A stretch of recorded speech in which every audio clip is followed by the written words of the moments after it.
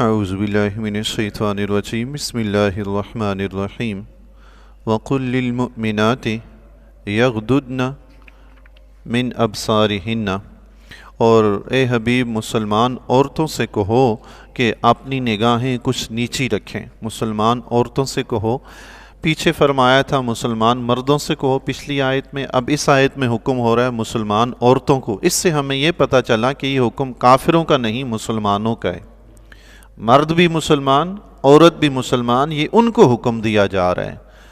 اب ہر بندے کی اپنی مرضی ہے، وہ اپنے آپ کو مسلمانوں میں شمار کرتا ہے یا کافروں میں شمار کرتا ہے، وہ کس پہ عمل کرتا ہے، یہ ہر بندہ خود سوچ لے۔ عورت بھی سوچے، مرد بھی سوچے۔ فرمایا اپنی نگاہوں کو نیچی رکھیں، جیسے مردوں کو حکم تھا وہ عورتوں کو نہ دیکھیں، ویسے ہی عورتوں کو حکم ہے وہ مردوں کو نہ دیکھیں۔ حبیب کائنات علیہ الصلاۃ والسلام گھر میں تشریف فرما تھے، حضرت عبداللہ بن ام مکتوم رضی اللہ تعالیٰ عنہ تشریف لائے جو نابینا صحابی ہیں۔ حضور علیہ الصلاۃ والسلام نے پاس بیٹھی ازواج مطہرات سے فرمایا پردہ کرو۔ انہوں نے عرض کی یا رسول اللہ کیا ہم بھی پردہ کریں اس سے، یہ تو نابینا، انہیں تو کچھ نظر ہی نہیں آتا۔ حضور علیہ الصلاۃ والسلام نے فرمایا کیا تم بھی نابینا ہو، تمہیں بھی نظر نہیں آتا؟ جس طرح مرد کو حکم ہے کہ عورت کو نہ دیکھے، ویسے ہی عورت کو حکم ہے کہ مرد کو نہ دیکھے۔ گلا شکوہ ہوتا ہے کہ مرد ہمیں دیکھتے ہیں اور خود گردنیں اٹھائی، نگاہیں پھاڑے، بھڑکیلے لباس پہنے، خوشبو لگائی، عطر ملے، پورے بازار میں گھومیں گی، پھر شکوہ کرتی ہیں مجھے فلاں نے چھیڑا ہے، مجھے اس نے ایسی نگاہوں سے دیکھا ہے، کیوں دیکھا؟ تم تو خود گئی اس لیے ہو کہ تمہیں کوئی دیکھے۔ تم اپنا حلیہ وہ اختیار کرو نا کہ تمہیں کوئی دیکھے ہی نہ۔ جب حلیہ ایسا بنا سنوار کے جاؤ گی اس کا مطلب کیا ہے؟ گھومنے پھرنے کا اس طرح بھڑکیلے لباسوں میں ہے، میک اپ کر کے گھومنے پھرنے کا کیا مطلب ہے؟ کس لیے گئی ہو؟ نماز پڑھنے کے لیے گئی ہو بازار میں، تہجد گزاری کے لیے؟ اپنی حرکتیں تو ٹھیک کریں نا، پھر دوسرے پہ گلا کریں کہ اس نے مجھے کیوں دیکھا۔ ہم بھی عجیب لوگ ہیں، دوسرے کی غلطی نہیں دیکھتے ہوئے ایک ہی طرف پڑ جاتے ہیں۔ عورت شکوہ کر رہی ہے اس نے مجھے کیوں دیکھا، بھئی تمہارا بھی تو قصور ہے، تم آئی کیوں؟ تمہیں کیا ضرورت ہے اس حالت میں بازار میں آنے کی؟ جب ایسی گندی صورت حال میں جا کر بازار میں گھومو گی پھرو گی تو اگلا تو دیکھے گا، وہ بیچارہ کہاں جائے، شیطان تو اس کے بھی پیچھے لگا ہوا ہے نا۔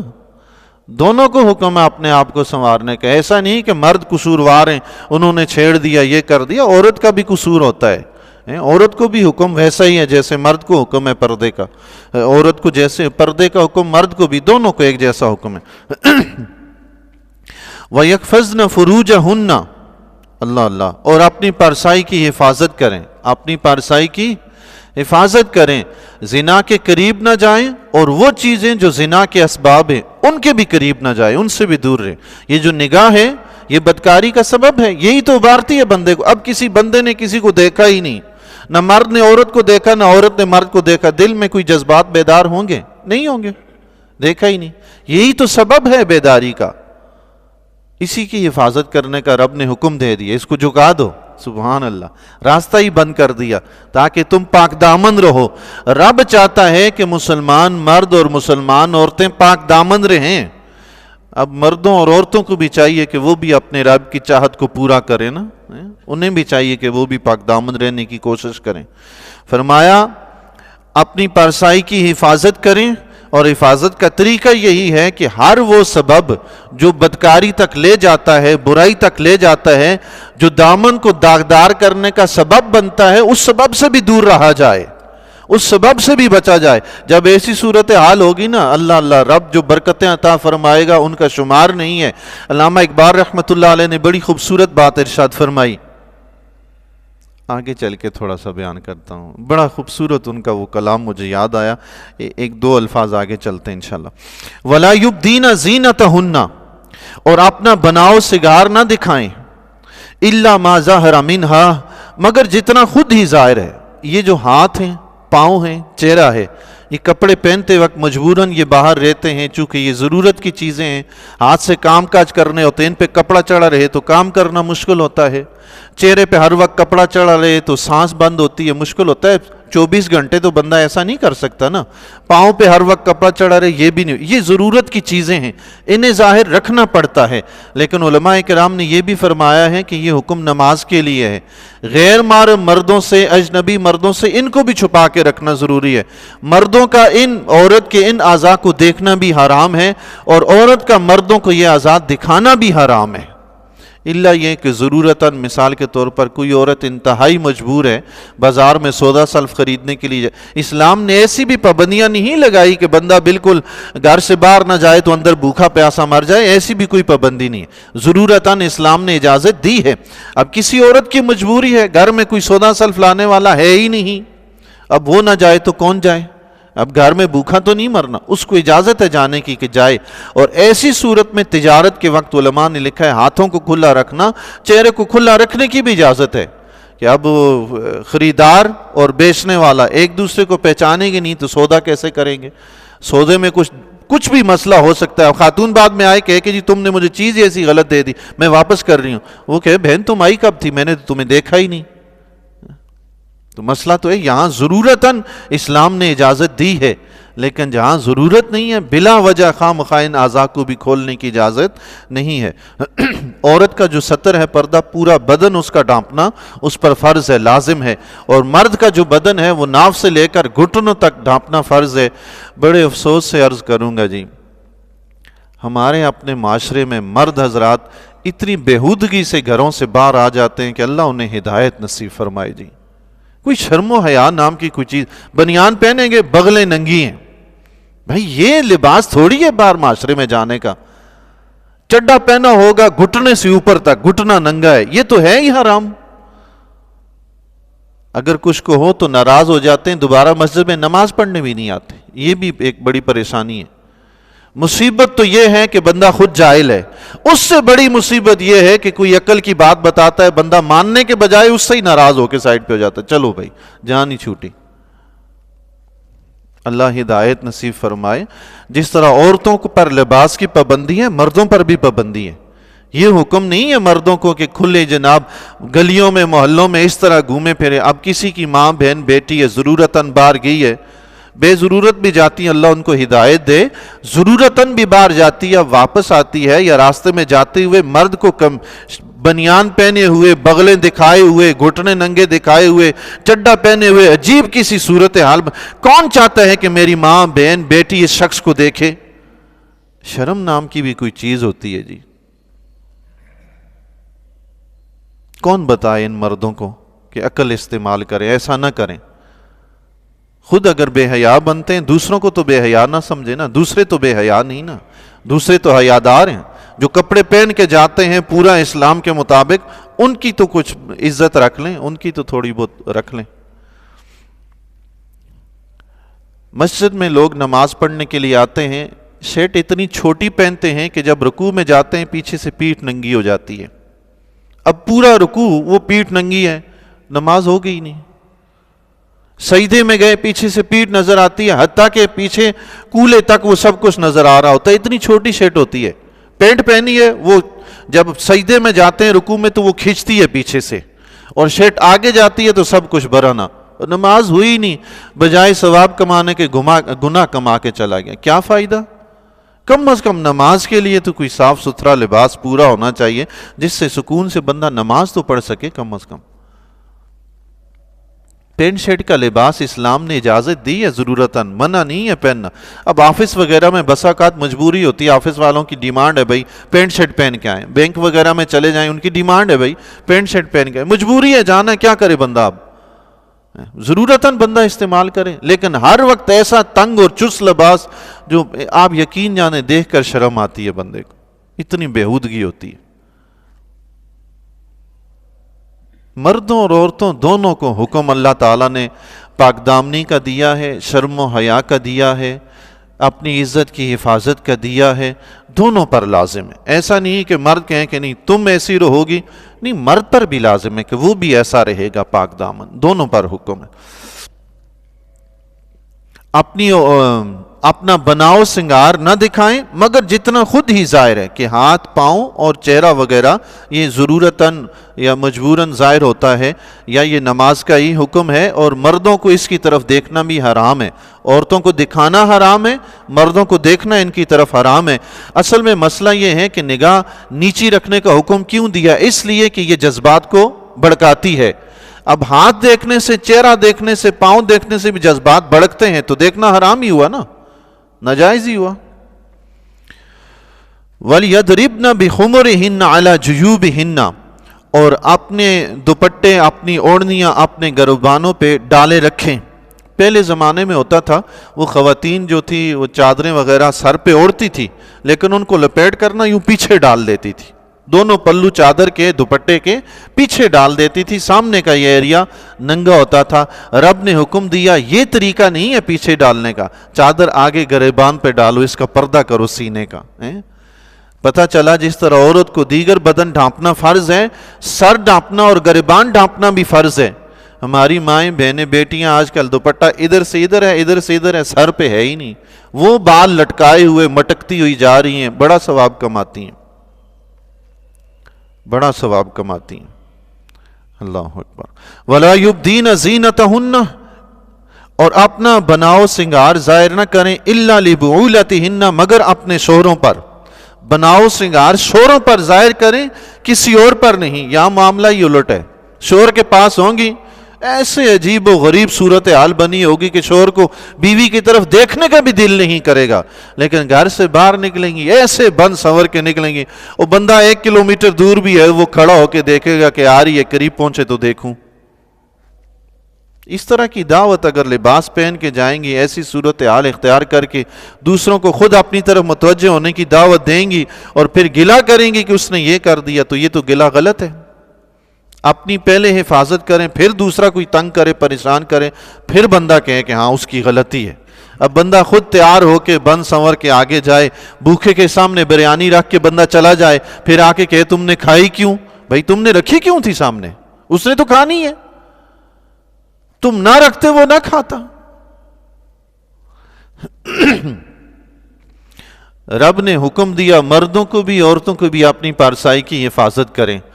ایک مرتبہ حضرت ابو ہریرہ رضی اللہ تعالیٰ عنہ، آیت تھوڑی سی لمبی ہے، اس کا ترجمہ ہی سماعت کر لیتے ہیں جی۔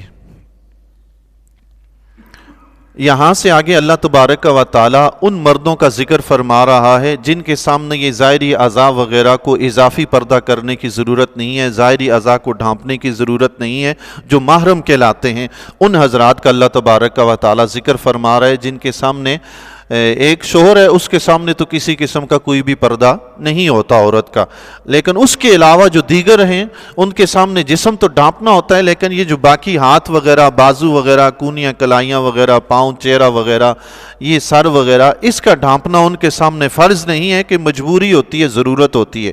تو ان میں سے کون کون سے فرمایا اپنا بناؤ سنگار ظاہر نہ کریں مگر اپنے شوہروں پر، او آبائہن، یا اپنے باپ پر۔ باپ کے حکم میں دادا پردادا، اسی طرح نانا پڑنانا، سب باپ کے ہی حکم میں آتے ہیں۔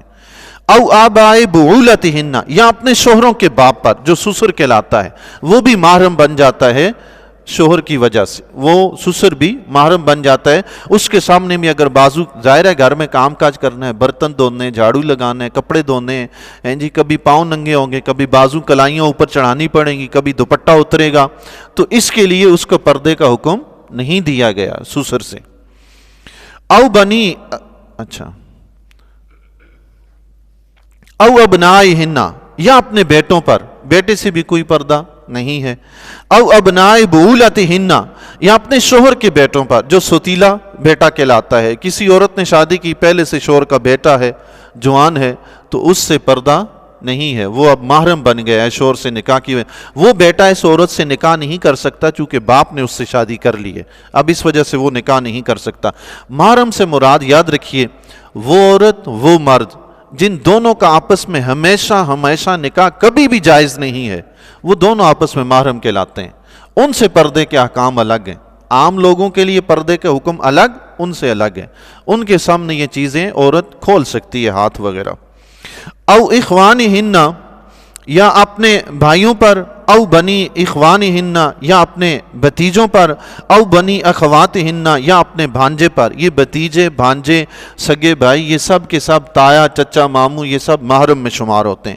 او نسائہن یا اپنی دین کی عورتوں پر. سبحان اللہ، دین کی عورتوں کا فرمایا تو اس کا حکم علماء نے یہ بھی لکھا ہے کہ مسلمان عورت کا مسلمان عورت سے پردہ نہیں، لیکن کافر عورت سے پردہ ہے. یہاں کون خیال کرتا ہے جی؟ اللہ اللہ، سبحان.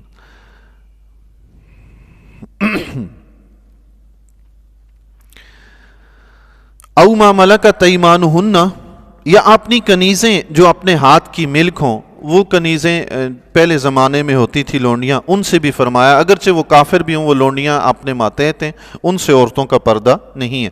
او التابعین غیر اولی الاربۃ من الرجال یا ایسے نوکر جن میں جذبات ابھرنے کا کوئی اندیشہ نہیں ہے، انتہائی بوڑھے ہیں، نیک ہیں، پارسا ہیں، ان کو عورتوں کی خواہش نہیں ہے، تو ایسے بوڑھے نوکر سے بھی کوئی پردہ نہیں ہے. بوڑھا نوکر، یہ یاد رہے کہ جس کو عورتوں کی خواہش نہ ہو. بسا اوقات بڑھاپے کی عمر میں بھی کئی لوگوں کے جذبات بیدار رہتے ہیں، تو ان کا حکم نہیں، ان سے پردہ لازم ہے. ایسا مرد جو بڑھاپے کی عالم میں اور وہ بالکل عورتوں کی خواہش رکھتا ہی نہیں ہے، نیک پارسا بندہ ہے، اپنے ذکر و فکر میں لگا رہتا ہے، تو اس سے پردے کا حکم ایسا ہی ہے جیسے یہ باپ، دادا اور بھائیوں کا حکم ہے.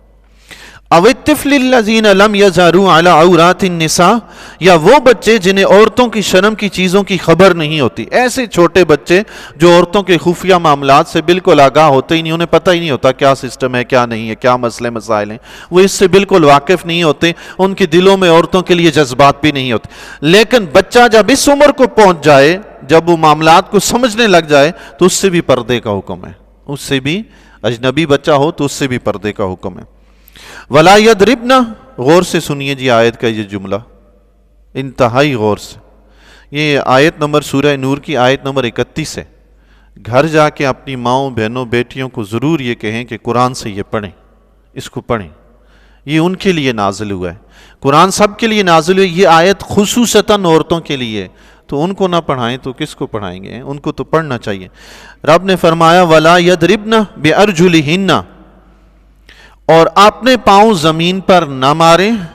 لِيُعْلَمَ مَا يُخْفِينَ مِنْ زِينَتِهِنَّ، تاکہ وہ چیز ظاہر ہو جو چھپا ہوا سنگار ہے. سبحان اللہ، کسی نے پازیب پہنی ہے نا، پاؤں زمین پر مارے گی تو جانجین کی آواز آئے گی، جنکار کی آواز آئے گی. ہمیں ایسا نہ کرے. جس عورت کو زمین پر زور سے پاؤں مارنے کی رب نے ممانعت فرما دی، وہ سب کچھ کھول کھال کے جناب بازار میں گھومتی پھرے، تو رب اور اس کا حبیب کیا پسند فرمائیں گے اس چیز کو؟ نعوذ باللہ من ذالک. حضرت ابو ہریرہ رضی اللہ تعالیٰ عنہ ایک مرتبہ، دیکھیں یہ صرف پاؤں زمین پر مارنے کا حکم نہیں، ایسا کوئی بھی عمل جو مردوں کو عورت کی طرف متوجہ کرے، عورت کو ایسا عمل کرنا منع ہے، حرام ہے، ناجائز ہے. کوئی بھی ایسا عمل جو دوسرے مرد کو، غیر اجنبی مرد کو اس کی طرف متوجہ کرے، ایسا عمل کرنا حرام ہے، ناجائز ہے. حضرت ابو ہریرہ رضی اللہ تعالیٰ عنہ ایک مرتبہ راستے میں تشریف لا رہے تھے، ایک خاتون ملی جس سے خوشبو کی لپٹیں اٹھ رہی تھی. آپ نے پوچھا مسجد سے آ رہی ہو؟ آپ نے پوچھا مسجد سے آ رہی ہو؟ اس نے کہا جی ہاں مسجد سے آ رہی ہوں. آپ نے فرمایا خوشبو لگا رکھی ہے؟ اس نے کہا خوشبو لگا رکھی ہے. حضرت ابو ہریرہ رضی اللہ تعالیٰ نے فرمایا میں نے اپنے محبوب ابو القاسم صلی اللہ تعالیٰ علیہ وآلہ وسلم کو فرماتے ہوئے سنا ہے، جو عورت خوشبو لگا کر مسجد میں آئے، نماز پڑھے، اللہ تعالیٰ اس کی نماز کو قبول نہیں فرماتا حتیٰ کہ وہ جا کر فرض غسل کی طرح غسل نہ کر رہے، اللہ اس کی نماز قبول نہیں فرماتا. اللہ، خوشبو لگا کر پڑھی ہوئی نماز قبول نہیں ہوتی، مسجد میں جا کے پڑھی جائے. تو خوشبو لگا کے بندہ محفلوں میں جائے، بازاروں میں جائے، آفس میں جائے، ہیں راستے سے گھومتا پھرے خوشبو لگا کے، کیا حکم ہوگا ایسی عورتوں کا؟ ہیں جی. حضرت میمونہ رضی اللہ تعالیٰ عنہ روایت نقل فرماتی ہیں، حضور علیہ الصلوۃ والسلام نے فرمایا جو عورت آراستہ پیراستہ ہو کر بن سنور کر اجنبی مردوں کے سامنے اترا کے چلتی ہے، قیامت کے دن وہ مجسم تاریکی ہوگی، اس کے لیے نور کی ایک کرن بھی نہیں ہوگی، اندھیرے میں بھٹکے گی. حالانکہ قیامت کے دن اندھیرا کافروں کے لیے ہوگا، مسلمانوں کے لیے نہیں۔ مسلمانوں کے وضو کے اعضاء چمکتے ہوں گے، انہیں روشنی دیں گے، سبحان اللہ، ان میں نور ہوگا۔ لیکن اس عورت کو نور نہیں ملے گا جو ایسی بےعدگی سے باہر نکلتی ہے گھر سے۔ علامہ اقبال رحمۃ اللہ تعالی علیہ نے فرمایا تھا، اگر پندے ز درویش پذیری، ہزار امت بمیرت تو نہ میری۔ سبحان اللہ، فرمایا اگر تو درویش کی نصیحت سن لینا تو ہزار امتیں آئیں، مٹ جائیں، فنا ہو جائیں، مگر تیرا نام ہمیشہ باقی رہے گا، زندہ جاوید رہے گا۔ لیکن یہ نصیحت سن لے۔ وہ نصیحت کیا ہے؟ فرمایا بطول باش و پنہاش و عزی اثر، کہ در آغوش شبیر بغیری، فاطمہ زہرا کا سیرت و کردار اختیار کر کے اس معاشرے سے، اس زمانے کی نگاہوں سے اوجھل ہو کر پردہ نشین ہو جا، پھر تیری گود میں بھی حسین جیسے بیٹے پرورش پائیں گے۔ سبحان اللہ، اللہ اکبر۔